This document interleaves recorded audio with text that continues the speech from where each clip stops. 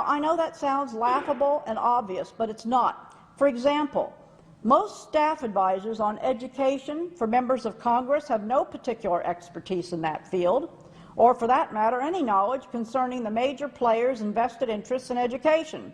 Worse, the position tends to be viewed by them as a stepping stone for political science majors barely out of college onto something a little more exciting.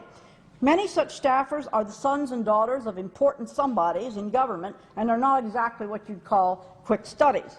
The extent of the staffer's knowledge about education is something along the lines of John Dewey being a saint who modernized the schools. Think progressive education, and that the leftist extremist lobbying union, the National Education Association, actually looks out for teachers and kids. By the way, who can tell me, this is a test, I'm an old school teacher so I have to do this, who can tell me what psych war rule that we've gone over the expression progressive education comes under? Yes?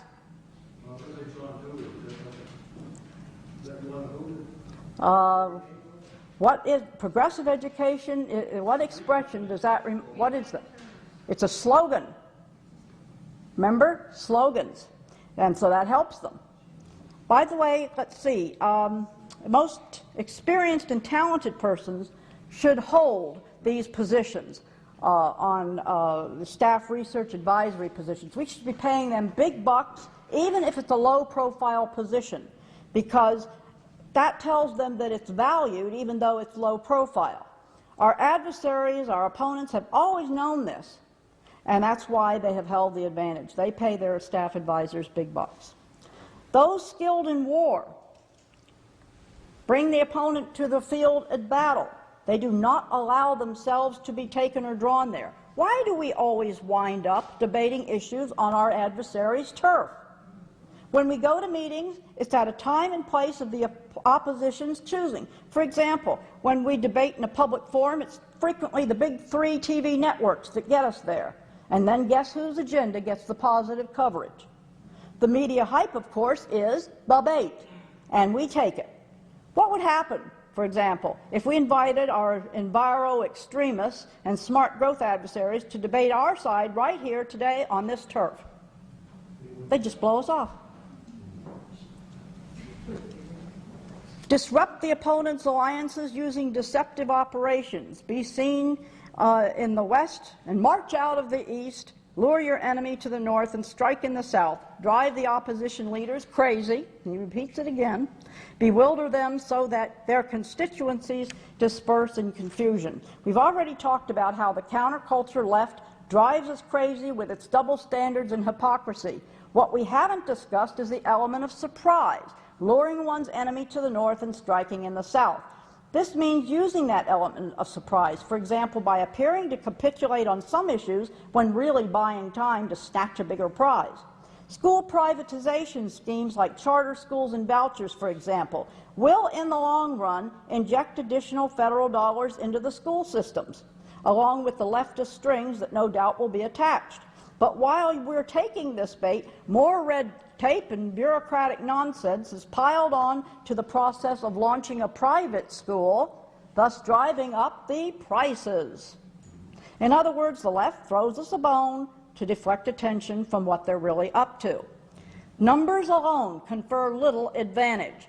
Our opposition has been masters of the numbers game, selecting the time and places for confrontation, packing audiences and committees so they can count on their numbers being greater than ours. But, you know, looking around this room, yeah, true, we don't have a lot of people, but, you know, Jesus understood the principle of this principle better than our opposition does. He had only 12 disciples, and they changed the whole world.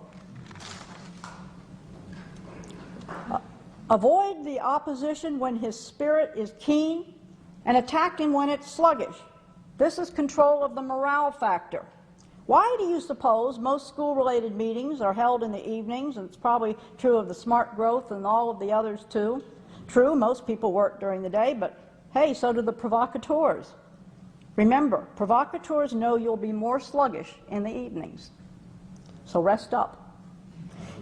When a faction's leaders or policies are inconsistent, one can bet that spirits are low and the rank and file angry. When people belonging to a faction continually gather in small groups and whisper, the leaders have lost confidence in their constituents. Isn't this amazing? 500 BC. Our adversaries are ever looking for signs of dissension and confusion in our ranks. So care must be taken to avoid showing inconsistency, because friction receives huge play in the liberal-dominated press and is used against us. Okay, the way in which the mind goes about drawing conclusions is based upon established patterns of logic. This is important if you want to avoid falling victim to thought disruption, which we talked about earlier. Thought disruption is the inability to sustain a line of reasoning from beginning to conclusion. Sometimes the cause is continuous interruptions. The interruptions built into the typical school day have played a huge part in children's inability to concentrate. Later, this is taken for maladies like attention deficit disorder. The only deficit is the one the schools are creating by cutting out the learning time. But there's another cause for thought disruption. Most people argue in such a way as to make their case appear more strong than it really is. Thought disruption distracts the listener, and eventually we may forget what we're even talking about. And that's why I said, remember your position on an issue. Now, this issue comprises a large part of my 5 to 8 hour course. Among the methods of distracting participants in a meeting and or deceptively augmenting one's positions are leaving out part of a quotation, misquoting somebody, dismissing the alternatives, changing the subject, that's a favorite, exaggerating the facts, appealing to popularity, or smearing the opponents. Lay audiences today are not expected to be able to pick up on faulty reasoning as long as it's smuggled in.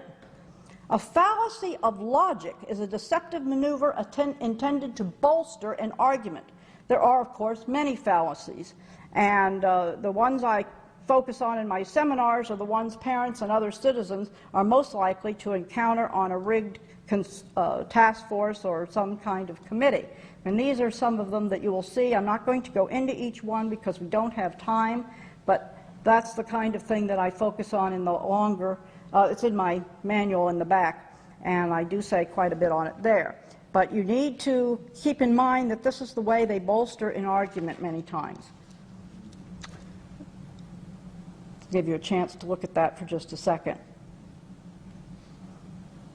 There are other techniques too, such as the Tavistock and Alinsky techniques, which again I don't have time to go into.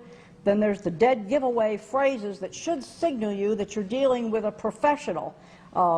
They always start something with a particular lead-in, and I list those lead-in phrases that as soon as you hear that, a red flag should go up in your head that you're dealing with a pro. But for now, let's summarize the basics of what I've covered here. Know when you're under attack. If you can't spot verbal aggression when you hear it, you'll be a perfect target. Do not assume you're oversensitive, paranoid, reactionary, narrow, or that you just don't get it. If something doesn't sound right, there's probably a reason. Know what kind of attack is being employed against you, and that goes back to that list that I just gave you. Learn to identify some of the basic structures of fallacious reasoning. Learn to gauge the skill of your adversary and other participants. Make your defense appropriate to the attack. Remember that a stock response is not necessarily the right one to use. Frequently, the best defense is a good offense. I'll say almost always the best defense is a good offense. When targeted, always question the opponent's basic assumptions rather than taking the bait. Nail him right there. And finally, play through, follow through, play to win. Don't feel guilty about fighting back. Political indoctrination or American constitutionalist? UN's international human rights or the U.S.'s inalienable rights? Private property does not lead to tyranny. Government control of property does. You play to win. You keep those thoughts in your mind when you're at these meetings, and remember to follow through on that and never let it go. Thank you very much.